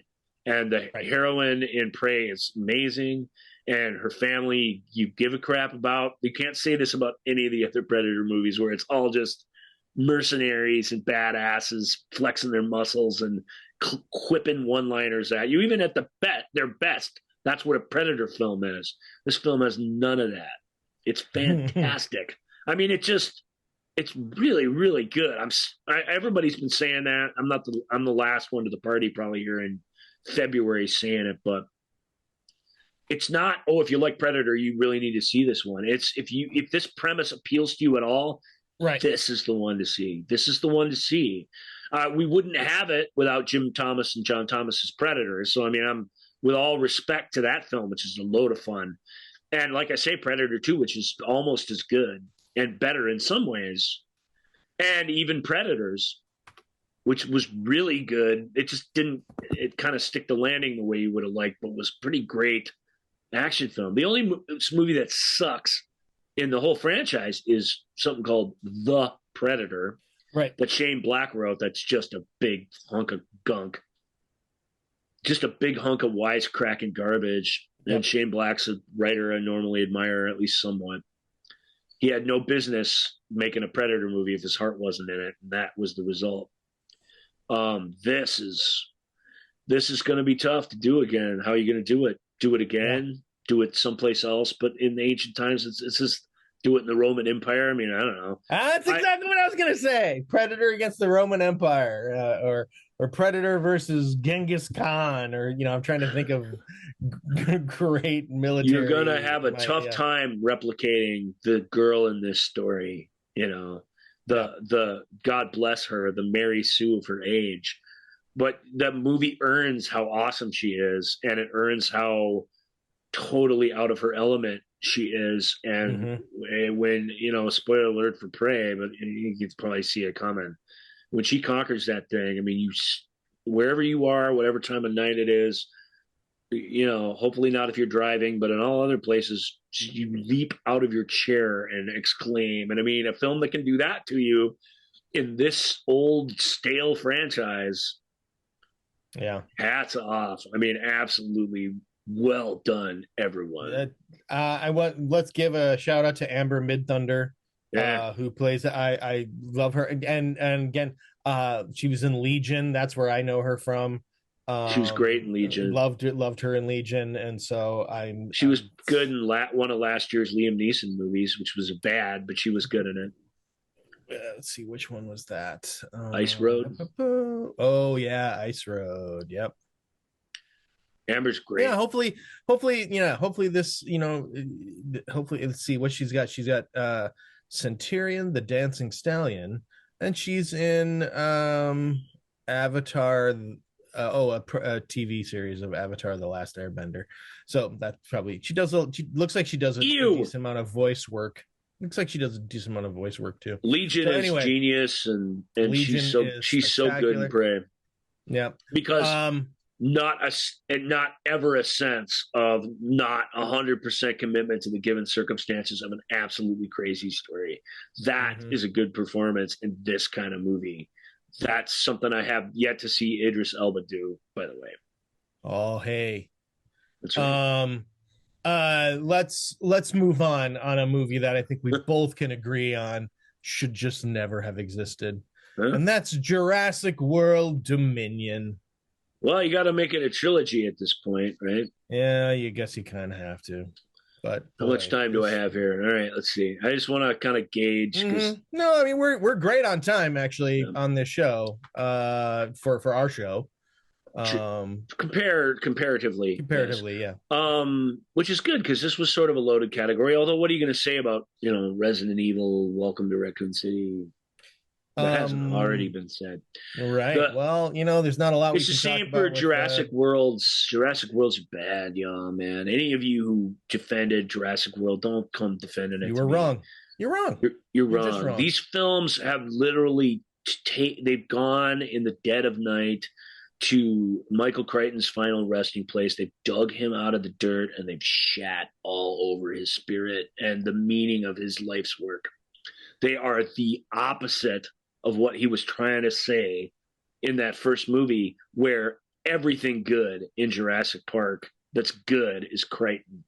Everything that you think is stupid, the little girl and the computer thing and all the dumb crap that's in it, there's a lot of dumb crap in it. It's David Koepp, the screenwriter.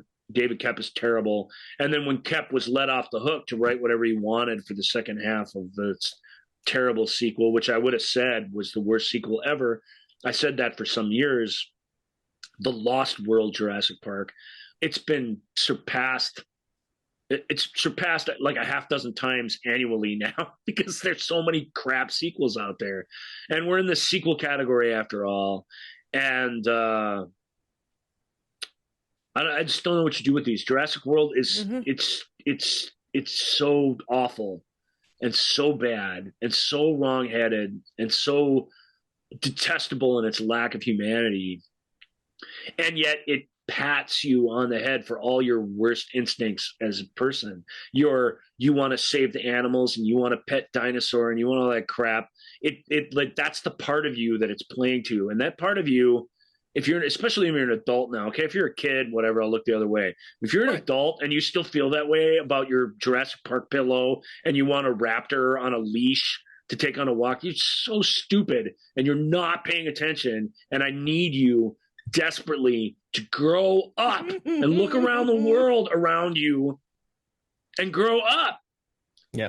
Now you have to do it now. I know it sucks. You just have to do it. Michael Crichton explained it all to you in the best way he could. In every novel he wrote, they're all the same story, basically.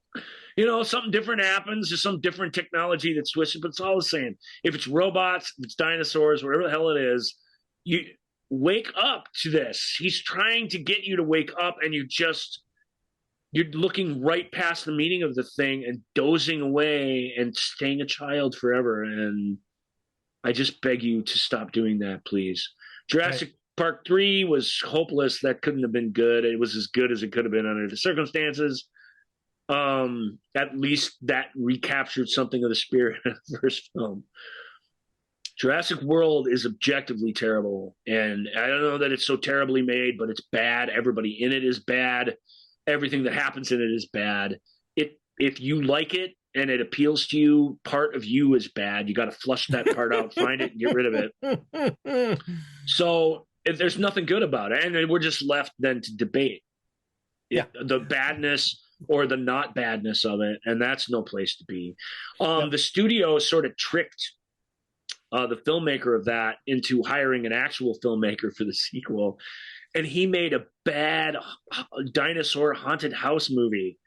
What a stupid idea. It just shows you J.A. Bayona has only made genius movies, and yet you put him in this franchise adrift, and he just sucks as bad as anybody, worse even than some, which is a shocker to me when I see it.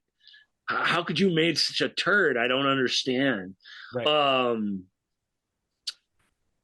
Here's what I could say about this and frankly this whole franchise.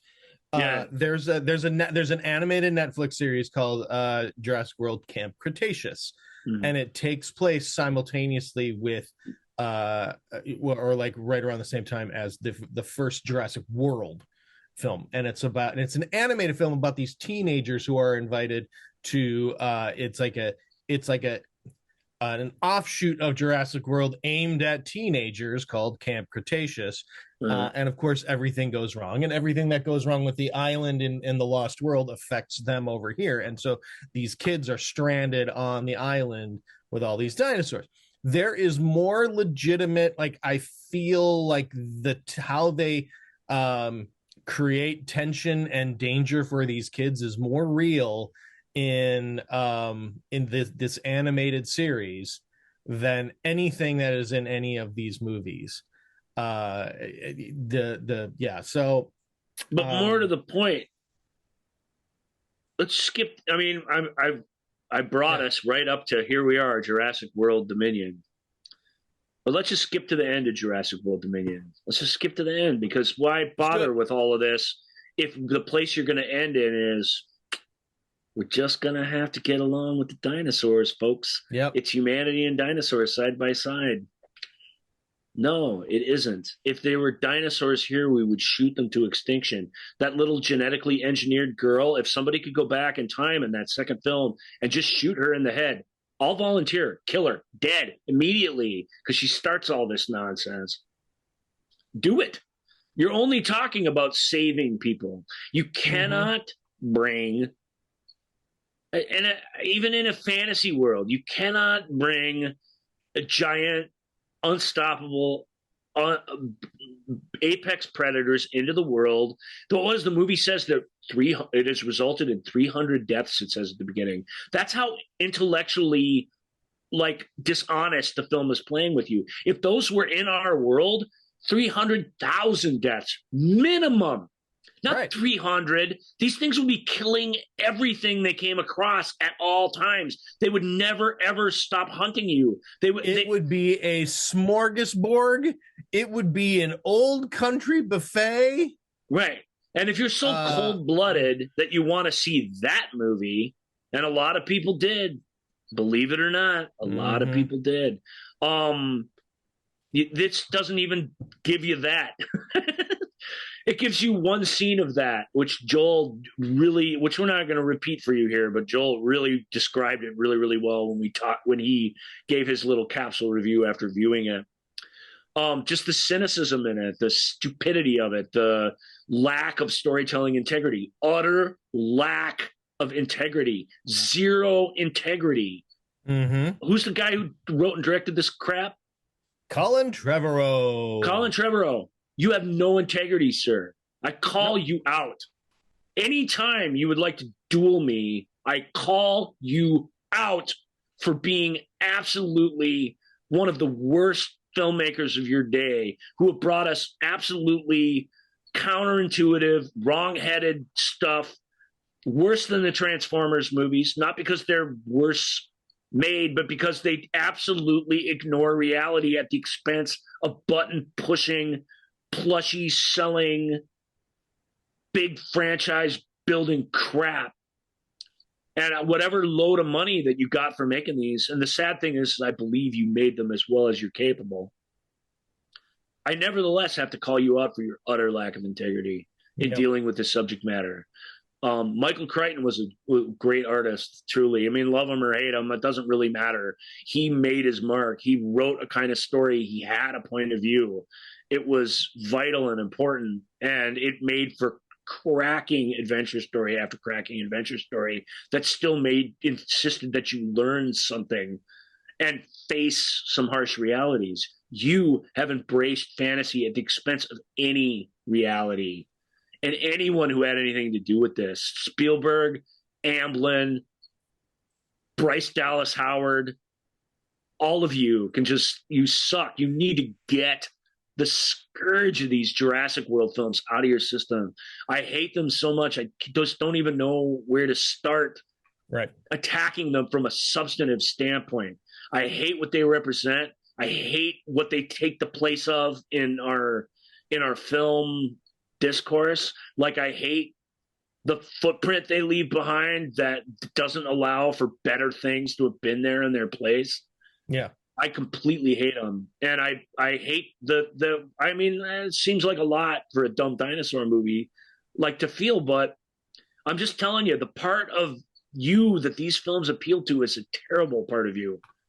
And that's the part that makes me the saddest, is you just keep lining up to see them again. And it's a couple of weeks I had a little Transformers rant, which was fun because it's fun to hate the Transformers movies because they're just suck and they're stupid.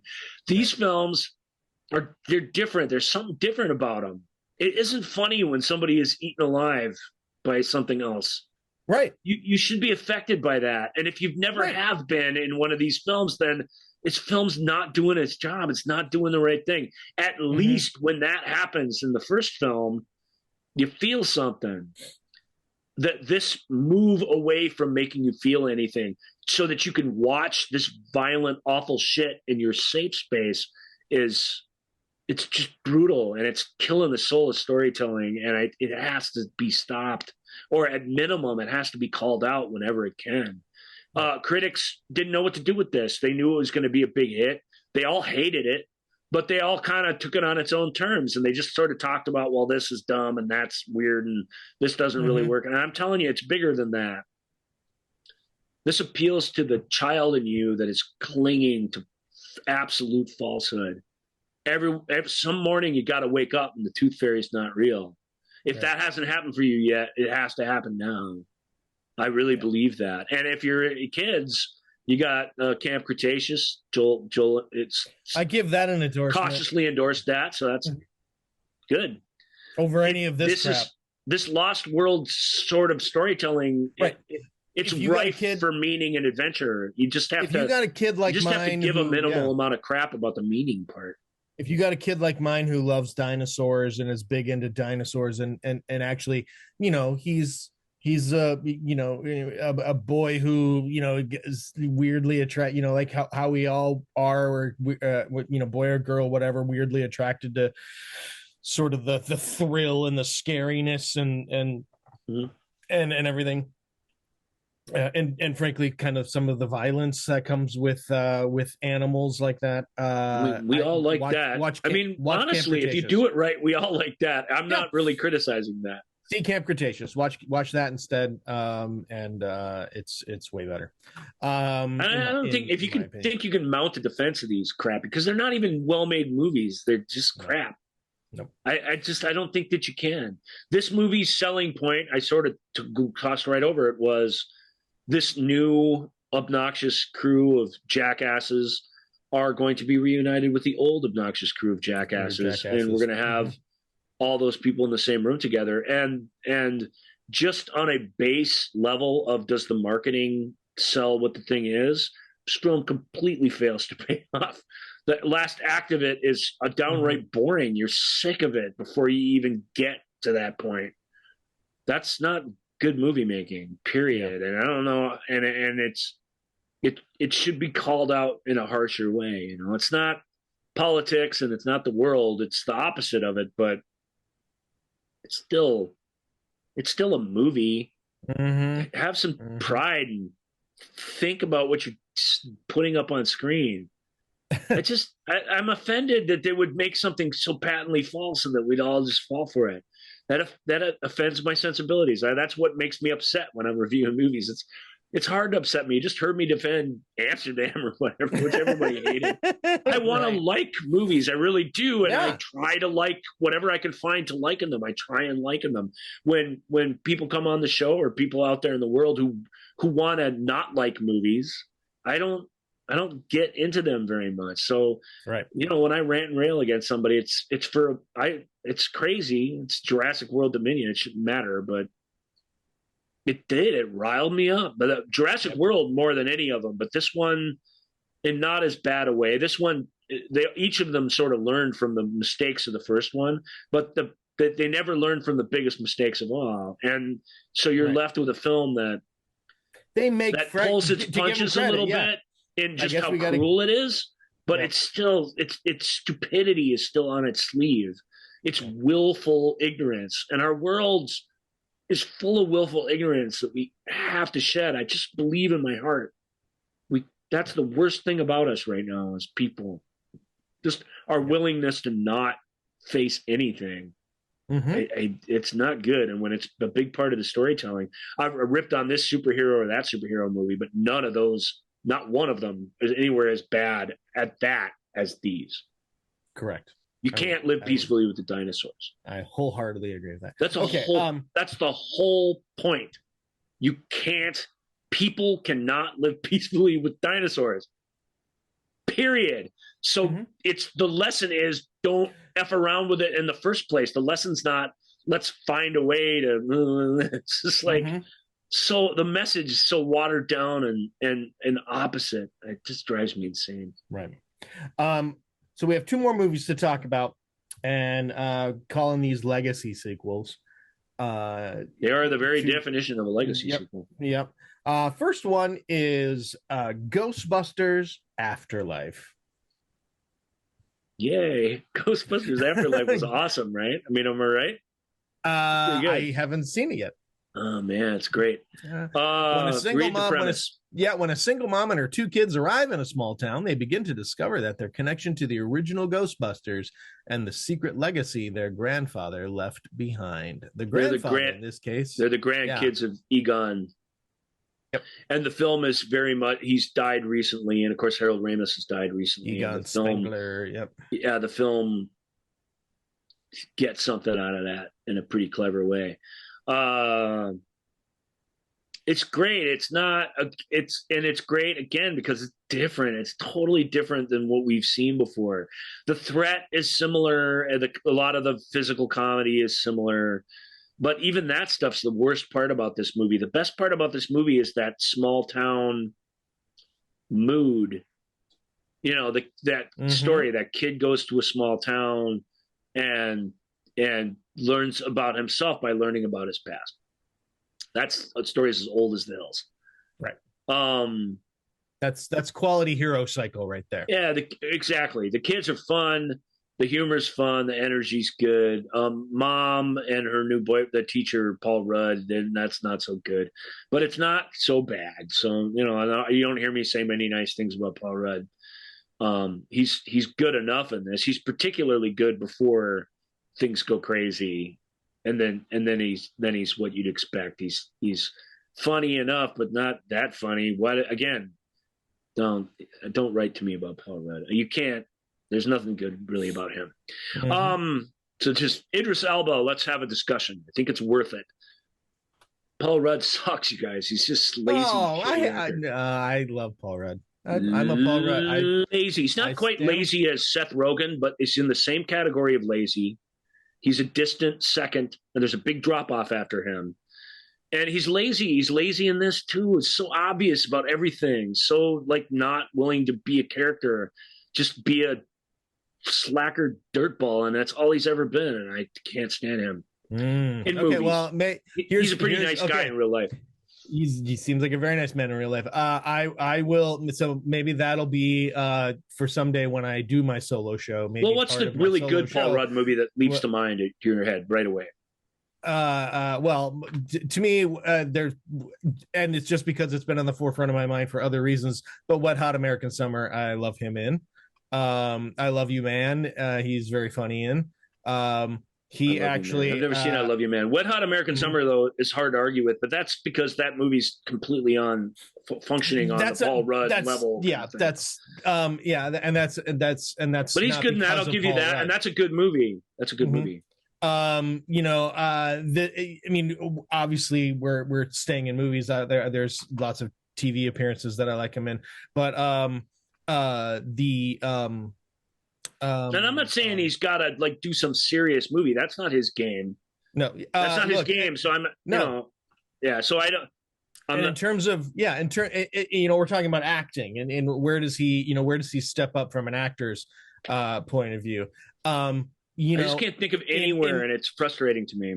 He's beloved, and he's beloved by not doing a lot of stuff of any kind, of any value. Sure. Now, in a crappy movie like Role Models, he is, I don't think he's phoning it in there. He's intolerable in Role Models, but it's kind of unfair because Role Models is intolerable. Role Models is intolerable, but he's a broken dude in that, and This Is 40. I liked them in This Is 40. Brian Fantana is a very fun character, but that's in Anchorman, in the Anchorman series. He rises to the level of some superior comedians that he's in the Anchorman series. I'll give you that. So this guy's not worthless. The Ant-Man movies are fun. I mean, I'm not saying Paul Rudd makes me not want to watch a movie. I like this movie. I even liked him in it, but I still think, man, somebody else would have done something here, anything that wasn't just shouting out what's happening on the inverse shot of the film. That kind of thing is all he's really good for, and it's frustrating to me. Maybe that's all he's capable of. Maybe these list of movies you're naming, they're all dumb comedies, the types of which I don't like. So if he's really good at those, that's nothing wrong with that. People do love those and need to fucking laugh. I mean, I get that. That's fair. Yeah, and he makes me laugh. He very consistently makes me laugh. But let's move on to one of the biggest movies. I didn't really review this movie. I know you're trying to get done in time, but Ghostbusters Afterlife. I mean, I guess let's quick talk about it. Talk about it in terms he's in a lot of the advertising, but thankfully he's barely in the movie. The movie's about the kids, which is great. Yeah. That's why it's great, because the kids, Finn Wolfhard, the kids are looking at crazy things that are happening and they're buying into it, whereas Paul Rudd's looking at it and making a joke about it. Even if his line isn't a joke, he's not interacting with it in any way again that has any integrity. They do, which is great. Although the adults go insane, so the kids are left on their own, is a fun conceit that works pretty great in the film. cameos of the old Ghostbuster crew are pretty annoying, but again, it's handled in a way that I think people will like. And the threat is fun. It's a big effects ghosty threat, just like right out of the original ones. That just works really, really well. And I liked it. I like Ghostbusters Afterlife, and it is not the kind of movie I would like. It even has Paul Rudd in it, like slumming, and it's still good. He is better. He is better at the teacher that everybody likes the most, that knows they all like him the most. Like that, he actually pretty good at playing that king of the tiny town, because he's the only one with like half a brain there, and he knows it. Let's give a shout out to the kids. The kids are Finn Wolfhard, McKenna Grace, and Logan Kim. Yeah, they're all good. Finn and who's mom in it? Carrie Coon. Yeah, Carrie. Yeah. So Carrie Coon. She's pretty great, I have to say. Yeah, she is. Yeah. All right, let's move on to the biggest movie of to me, maybe the biggest movie of last year, biggest movie that has been talked about for years and years and years because it's been done for a long time, and then a pandemic hit. And then it comes out and it still sort of meets the hype of what people were waiting for, and that is Top Gun Maverick. Ghostbusters Afterlife had to try and overcome the Ghostbusters film that Paul Feig made. That's just just pretty. We've talked about that. I guess not totally worthless. There's things in that I like, but mostly it leans into all this is bullshit, and let's just laugh at it and laugh at ourselves. It's almost a perfect example of what the Afterlife does right, is that the kids believe in this crap, and that matters, and you feel that when it's happening, and so you get into it. The original Ghostbusters is a laugh a minute, no doubt, but those characters believe and completely interact in a believable way with what they're dealing with.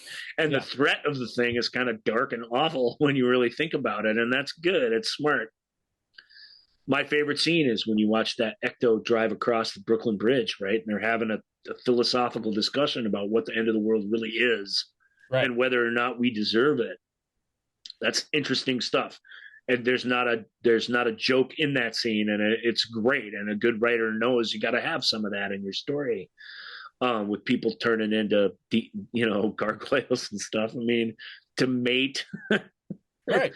It's outlandish, but the threat is real. So they had to overcome a film that had no threat and had just really no basic respect for even the idea of a afterlife or any thematic value that had. It's just a movie where people get splattered with slime for 2 hours and 10 minutes, and that's all it was, really, and that's too bad. This is more than that. Top Gun Maverick, on the other hand, has nothing to answer for that's bad necessarily. I'm not a big fan of Top Gun, never have been. That was not in 1986. I'm still not. But it proves a really good building block for a legacy sequel, because you can't go back and have it be 1986 again. And you'd be foolish to try. And they don't. It's all about coping with the things that happen in that first film. And that's so great. And even its references are all plot related. When he actually has to actually fly an F-15 at the end because of all sort of some complicated reasons, that they work, they're earned by the script. And the satisfaction we get in seeing that happen and seeing it win the day is all built out of the building blocks of drama. You have to have that stuff. And this film has it at every step. That Miles Teller, obviously Tom Cruise is back as Maverick. And Maverick. He's got a couple really annoying, but these go away quickly, but thank God. But he's got a couple really annoying scenes where they are asking him questions, and interview scenes, we'll call them, they're terrible. But other than that, and they're terrible in a great way, because eventually we get one where something bad has happened, and it's the same kind of scene, and it's good. And I think Krasinski knows what he's doing. I think he's, as much as he's reverential to Top Gun, he's burying the ghost of it with each passing scene of the film. And that's extremely satisfying to watch. And it's extremely satisfying just on a base emotional level. The fact that Maverick's got to teach and command Goose's kid, and that there's all this tension between them over the accident that happened that took his best friend on. Spoiler for Top Gun, I guess.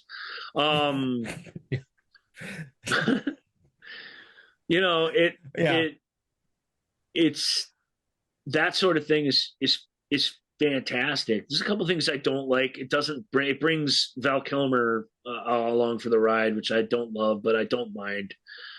I think that character has, I don't know, we don't have the benefit. I think Maverick is very much still desperately trying to be who he's always been. That's what he's best at. Right. I think the wisdom that coming from Iceman is like, where'd that come from? Right. Why is he the old grizzled shaman on the hill that we have to climb to ask the 3 questions to? I don't know how. Right. Just because that's, you know what I mean? That should be, if the film was playing honest with us, that should be Kelly McGillis's character, in my opinion. Because she would know. In a way that he didn't really ever seem to be fair to Iceman. Right. He looks great playing beach volleyball. We all know that. Jennifer Connelly's pretty good in it too, although even that gets a little cloying. The bar scene where he keeps losing the bar bets, I'm like, Jesus, come on. This is funny once. It's not funny 4 times in a row for 20 minutes. That needed to be trimmed. Yep. You know what I mean? I get it's cute, but come on. But really, it's this crew of people. They do a really good job of introducing these kids who are doing this stuff, the new crew, and they have to work, and you have to know who they are, where they're coming from, and they have to be as abrasive and annoying to you as a bunch of hotshot pilots would be to be believable, and they also have to be likable enough that you care what happens to them. Right. Bam, bam, bam, you got it. And then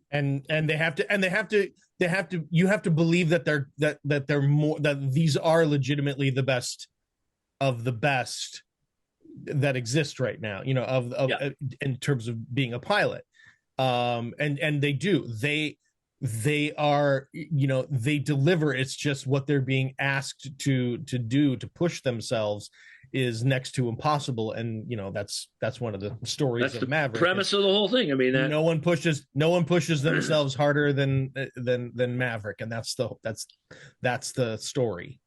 The big thing that Top Gun has to do more than anything else, though, is it's got to put you in the cockpit and make you feel like you're flying around, and it does that better than any movie that's ever come before. Right. That's really, really awesome. Their commitment to using real planes and to have real actors sitting up in the sky while this stuff is going down is the whole thing. I don't know how to, I've talked about the other dramatic elements, but that's the whole thing. That is so good. That makes such a marked difference, because there's nothing of this that you couldn't accomplish with green screen. Correct. In a safer, quicker, cheaper, everything way. And they put these people up in planes instead, and it just makes all the damn difference. It makes all the difference in the world. The commitment to that by the studio, by the actors, by the writer-director, it just is amazing. And so when we go on this mission, I think the obstacles and the sort of goals of the mission seem very MacGuffin-y to me, which I don't like, because I think you could have had the same kind of mission that didn't feel so, I don't know what the term would be, but didn't feel so like almost manufacturedly impossible, and against a place that we're not at war with. Like, it's got all the same problems as Top Gun in that way, but Top Gun had all those same problems too. Why are we fighting MiGs and for what? What's exactly going on in the world? Like it doesn't really ever, it tells us, but it never really makes sense. And the point is, it's a basic training movie, and basic training movies, almost all of them have to end where you're duking it out in the real world and you're putting that training to use. I always think basic training movies should end when basic training ends. I think Stripes would be better if it did. I think Full Metal Jacket would be better if it did. I think you go back through the list of them. Police Academy, pretty good, where they get sent to defend the riot. But yeah, that's a pretty good payoff. I'll give you that one. But the other ones, G.I. Jane, I mean, I could go on and on and on. Basic training movies that end in the real world suck. This movie's great because, again, it doesn't have that conceit. It's not a basic training movie. He's not come in to whip a new generation. They have a mission right now. It has to be done by this date. Blah, blah, blah. It has all this urgency and like awesomeness to it. I just think that now the playing field is even. Like, no, militarily, the playing field is not even, folks, with anybody, not in the air. It's the natural elements and the shielding of this installation they're trying to build up that's exciting. And you don't have to make such a big deal out of the other stuff when that alone is like really, really tough. Right. How do you bomb something? You got to bomb 3 times, man. By the time you bomb it the 3rd time, they know you're there. And whatever little primitive guns they have, they can take you out. That's enough. I just thought it was a lot of hand-wringing over a plot that was kind of dumb. Sure.